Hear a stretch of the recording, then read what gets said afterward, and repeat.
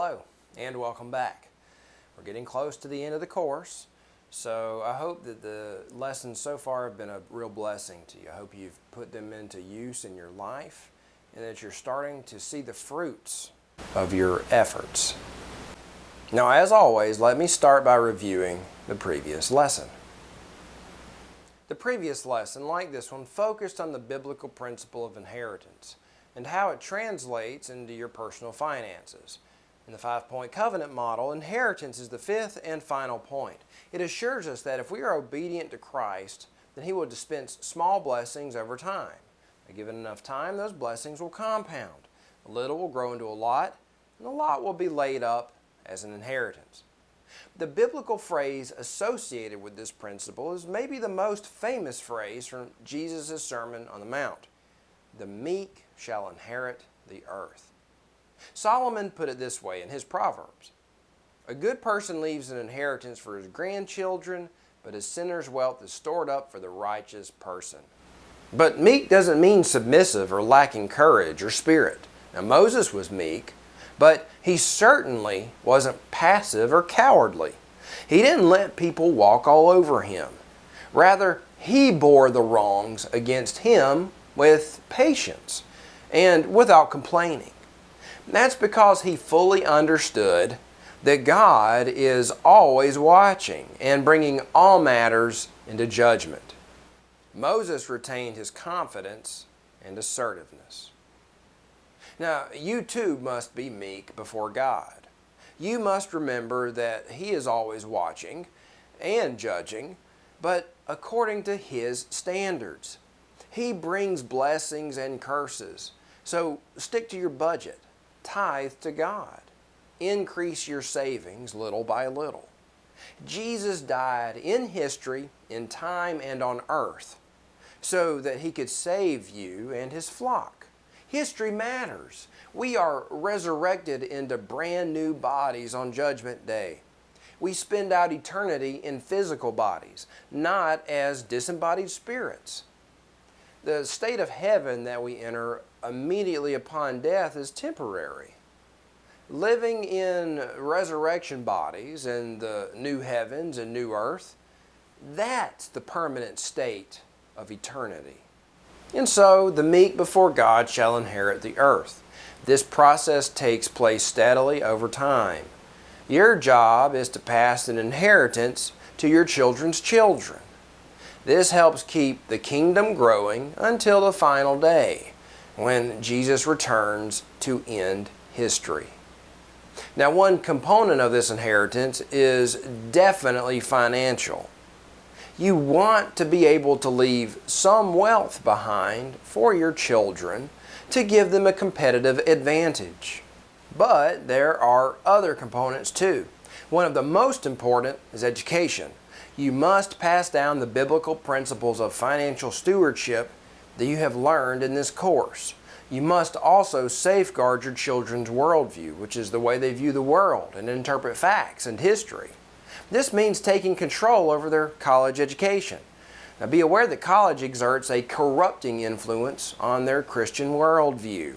It is also very expensive when done the traditional way. This combination is likely to leave them morally bankrupt and in deep student loan debt. The best strategy is to use the means available to get out as soon as possible, as cheaply as possible. Now, lastly, some of the best investment vehicles are real estate in the form of single-family rental homes and starting your own small business. Done steadily over time, these will grow into wealth. They'll grow into a wealth-generating machine, actually, that will give you the means to devote more time and resources to your calling and to other charitable works. These are also more reliable wealth builders than traditional stock market investing, which is subject to taxes, fees, and inflation, and recessions. Real estate and small businesses are more resilient to these corrosive forces than a 401k retirement account. Now let's dive right back into some very practical biblical principles that you ought to follow regarding your personal finances. I will start with a verse from the Psalms. I was young and now am old. I have never seen the righteous person abandoned or his children begging for bread. All the day long he is gracious and lends, and his children become a blessing. Turn away from evil and do what is right. Then you will be safe forever. These words undergird our lives as Christians. God will not abandon the righteous person. As long as you stick with the program of biblical stewardship, honoring God with your tithe, resting one day of the week, and acting with integrity and uprightness, and sticking to a budget, you will never have to worry about food or where your next meal will come from. In fact, you are likely to be blessed beyond measure as time goes on. That's not to say you won't encounter hard times, but you can rest assured that God will never abandon you. God sends you hardships as a form of discipline, and He disciplines you because He loves you and wants you to share in His holiness. So let me first address working and retirement. The modern world is fixated on the concept of retirement. The general thought is that we should be able to work until we are 60 or 65 and then spend the rest of our lives in leisure. This way you can spend your golden years doing what you want to do instead of working for others and doing what they want you to do. Now there are some problems with this outlook, biblically speaking. In the fourth commandment, God commanded us to work 6 days and rest on the seventh. That's because it follows the pattern that He set for us. He did all His creation work in 6 days and rested on the seventh. We are to work on the first day, get charged up, then work for the remaining 6. Nowhere does it say to retire at 65 and rest all the remaining days of your life. God created us to work. It's an aspect of the curse that we often dislike our labor so much. The corruption of sin has creeped in all around and made things generally miserable for much of history. But we're blessed in the modern world that the effects of sin have been rolled back so much. We get to work indoors most of the time with air-conditioned environments, at least in the West. We have access to great meals for cheap prices. We have motor-powered vehicles that let us drive almost anywhere we want. Some can take weekend-long getaways to the beach or mountains or campgrounds and then be back at work on Monday. This was impossible in the ancient world simply because it was impossible for them to travel so far so quickly. So compared to historical standards, there's a good chance you're probably richer than 90% of all people who ever walked this earth. We tend to ignore all these blessings and focus on the negative aspects of work. That's because we lack contentment. God has given you your job, your vocation. He has given you the means to get wealth, to put food on the table. And once you implement the principle of the calling in your life, you will more easily learn not to be discontented with your job. Your calling is the most important thing you can do for God's kingdom, in which you are the most difficult to replace. Your calling fulfills the part of your labor that provides the most meaning. Through your calling, at the end of your life, you won't feel like you have spent your life working for someone else. You will understand that by using your talents to serve others, you were able to fund your calling and support your family. In other words, you shouldn't be resentful of your work. Once you identify your calling, you won't be so willing to hang up your hat and spend the rest of your days golfing. If you golf all day, how can you implement your calling, which is the most important thing you can do, in which you are the hardest to replace? And the simple fact of the matter is this: the longer you work, the less money you will need to have stored for retirement. Another thing to consider is inheritance. Financial advisors focus on how much money you'll need saved up in retirement if you will retire at a certain age and expect to live so many more years. What they usually assume is that you'll spend your last penny on the day you die, which means they are neglecting one of the marks of righteousness: leaving an inheritance. If you spend all your savings in retirement, then there'll be nothing to leave behind. You must not think this way. So, regarding retirement, work as long as you can. This reduces how much money you will need to have saved up, and it increases the size of the financial inheritance you will leave behind. You'll spend less, save more, and grow your inheritance faster. It's okay to slow down as you get old, but try to keep working right up to the end. Another aspect of retirement is this: Most people assume they will have some form of government welfare available to them in retirement, like Social Security. They assume this social welfare in the form of monthly payments from the government will help them fund a portion of their retirement, which reduces how much they'll need saved up to enjoy what they think is a comfortable retirement. And then my advice to you is this: don't count on it. And I'll come back to that in a moment. The next thing I want you to understand is what I call Solomon's principle of righteous living. It comes from Proverbs 30:8 and 9. Put vanity and lies far away from me. Give me neither poverty nor riches. Just give me the food I need. For if I have too much, I might deny you and say, who is the Lord?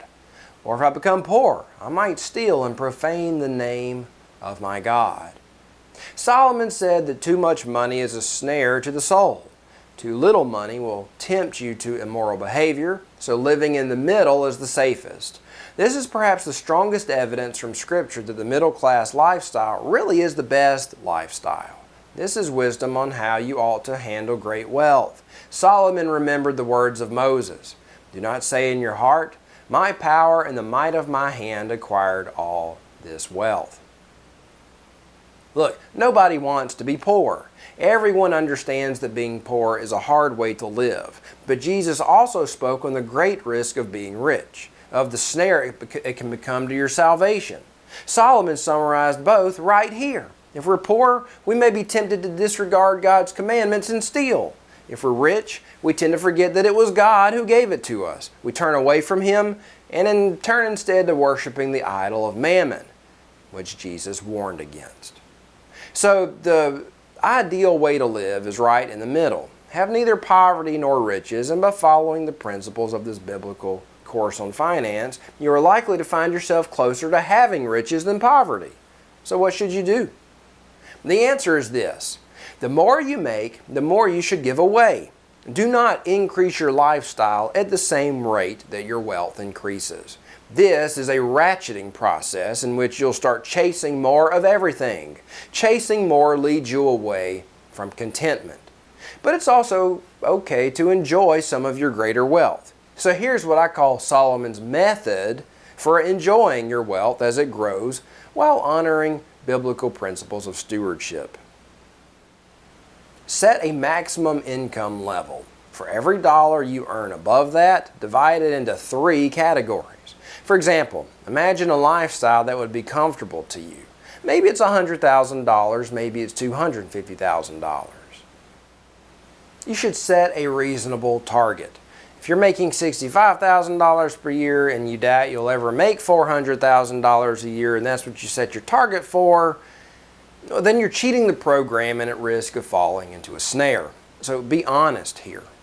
Above the lifestyle limit you set, for every dollar above that, after the tithe, start dividing it. Put some into saving, some into lifestyle, and some into giving. Now here are my recommended percentages. For example, if you set your lifestyle target at $100,000 and then you find yourself making $110,000 per year, then roughly speaking, you would tithe an extra $1,000 and divide the remaining $9,000 like this. Now notice there's about $900 left over. That's intentional. These are rough approximations. You'll still owe taxes on some of that income, for example, so you should apportion some to that. But roughly speaking, you can see what happens over time. Say in 5 more years, your income's grown to $120,000. Then your allotments look like this. Your lifestyle is increasing a little with your income, so you can enjoy some of the fruits of your labor. But your savings is increasing more rapidly, and your generosity is increasing greater than both combined. This shows that you trust God more than your own power and ability to grow your wealth and save. It shows that you are not a slave to the modern materialistic lifestyle. By obeying Solomon's principle, by applying Solomon's method, you'll become a great source of generosity. You will start becoming very skilled at giving money away. You will give away more money than probably everyone else you know. You'll be laying up eternal treasures for yourself in heaven, exchanging your earthly possessions for permanent heavenly ones. And because of your faithful stewardship, God is likely to bless you with even more to give away. This is the kind of lifestyle Solomon was talking about. You can adjust your percentages to fit your circumstances, but I think in every case, splitting the excess 50-50 between God and you is a great display of faith. It shows your faith through your faithfulness. The key is choosing the lifestyle target and sticking with it. It should likely be higher than it is now so that you have some nice growth to look forward to. And set a realistic goal to aim at. Then, once you reach it, you should stick to the percentage splits you defined. This way, you keep your lifestyle in check. You suppress your appetite for more and restrain the desires and passions that lead to waywardness and spiritual impoverishment. More importantly, you will be able to accomplish much for God's kingdom in your lifetime. You control the spending. You fund the projects that you think will benefit the kingdom the most now. You don't leave it all behind to a giant charitable nonprofit organization. If you do that, your money is likely to be captured by liberal, God-hating bureaucrats who then inherit your wealth and fund Satan's kingdom slowly for decades. Which brings me back to an important topic: Social Security and the kingdom of man. I said you shouldn't depend on forms of government welfare like Social Security to support you in your retirement. And that's because it will not always be around. It is a bankrupt program, first of all. It's morally bankrupt. Social Security is funded by taxing one class of people to fund the lifestyles of a different class of people. In most cases, you can't opt out of it. You're stuck in it. In other words, it depends on a systematic violation of the 8th commandment to work. Do not steal, not even by majority vote. Taking money away from one group to fund another is theft. Second, the costs are astronomical and only getting worse. In the United States alone, the present value of all unfunded liabilities, meaning the real cost of programs like Social Security and Medicare, is over $200 trillion. To put this in perspective, the value of the global economy is estimated to be $80 trillion. The United States is estimated at $20 trillion.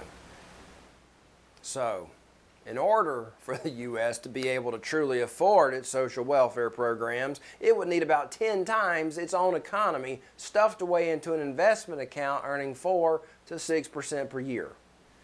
And needless to say, it doesn't have it. No Western country does. These social welfare programs are ticking financial time bombs. The governments will one day default on their promises to pay. Families will not get the extra income from the government that they expected. People will be angry. Parents will move back in with their children, much to the discomfort of both. So you must be prepared for this inevitability. Don't plan for any assistance from the government in your old age. If you receive any, think of it as an extra blessing. Now, the last thing to touch on in this course is end-of-life planning. We've already covered life insurance earlier, but another thing you should do is plan out in advance what happens when you die. There are 2 things to plan: your funeral and legal succession plan. Funerals can be expensive. Most families don't think about the costs associated with a funeral until the moments following the death of their loved one. And at that point, things happen too fast. Sales pressures on. Grieving spouses are taken advantage of by coffin salesmen. Funeral expenses should be kept as low as possible. You honestly don't need anything more than a cheap pine box for your burial. You don't even need embalming services.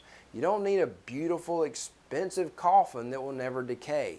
You need to plan your funeral arrangements in advance. That way your spouse will not have to deal with this in their grief. Do them a favor and plan ahead now. The cheaper you can make it, the more you will be able to leave behind for your heirs. Finally, you need to consider setting up a living trust if such a legal instrument is available to you. A living trust is a legal means for distributing your inheritance in advance of your death. Depending on the law, you usually get to skip the probate process, where a judge has to get involved and distribute assets. Now this probate takes time and legal fees. because the lawyers you'll need to hire, and they eat away at your inheritance. With a living trust, your assets are secured during your lifetime. Then, upon your death, they're transferred to your heirs by a representative you have chosen to administer the trust. A will should accomplish this in theory, but if all you leave behind is a will, then you must go through probate judges who oversee the distribution of your assets according to your wishes. With a living trust, on the other hand, you pass this duty on to your representative. He pays your debts. He distributes your assets. This can be accomplished quickly compared to entering the civil justice system. Another benefit of a living trust is that it preserves your privacy. Unlike with just a will, your living trust distributes your estate in private. When your will enters probate, it becomes a public record that anyone can read. All transactions are made public. A living trust can help you prevent this and retain your family's privacy. A living trust will cost some money to set up.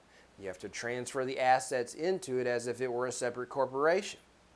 But if you have significant assets to pass down to your heirs, then it's likely to be well worth the upfront expense to greatly reduce the hassle and the invasion of privacy your family will suffer later without one. Now, of course, it's always crucial to remember that in any matters like this, you need to consult a lawyer. This means you need to hire a lawyer. I'm not a lawyer. These are just my explanations of what I think to be the benefits of these legal instruments. But a lawyer will tell you for sure. The Bible assures us that God will not abandon a righteous person. The righteous are the faithful. And one way to be faithful is to demonstrate your faithfulness to God's financial rules. And that's what this course has been designed to help you do. Implementing Solomon's principle of righteous living in your life will prepare you to receive any riches with which God blesses you. It will teach you how to give away money. It will show both you and God that you are not likely to be tempted by any great wealth He brings you. And Solomon's principle will enable you to contribute much to God's kingdom in a meaningful way during your lifetime. Following this program will bring you wealth. And one purpose for that wealth is to give to the needy. God wants you to live life with an open hand.